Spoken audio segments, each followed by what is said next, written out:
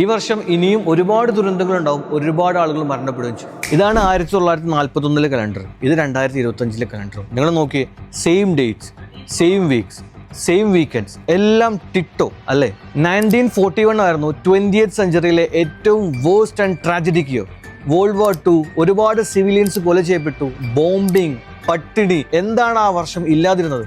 ഇപ്പൊ നിങ്ങൾ നോക്കിയേ 2025, ഇത് തന്നെയല്ലേ റിപ്പീറ്റ് ചെയ്യുന്നത്. കാലിഫോർണിയയിലെ തീപിടുത്തം, മഹാകുംഭമേളയിൽ ഒരുപാട് ആളുകൾ മരണപ്പെട്ടു, Pahalgam attack, Ahmedabad plane crash, Israel Iran war, അതുപോലെ തന്നെ RCBയുടെ സെലിബ്രേഷനിൽ ഒരുപാട് ആളുകൾ മരണപ്പെട്ടു. എക്സാക്ട്ലി. പക്ഷേ പ്രശ്നം എന്താണെന്ന് വെച്ച് കഴിഞ്ഞാൽ 2025 ആകെ പകുതിയായിട്ടുള്ളൂ, ഇനിയും 6 മാസം ബാക്കിയുണ്ട്. ഇതൊന്നും ഒരു കോയിൻസിഡന്റ് അല്ല, നമ്മൾ ശരിക്കും ഒരു ടൈം ലൂപ്പിലാണുള്ളത്. ശരിക്കും 1941 ഇപ്പോൾ റിപ്പീറ്റ് ചെയ്തുകൊണ്ടേയിരിക്കുന്നത്.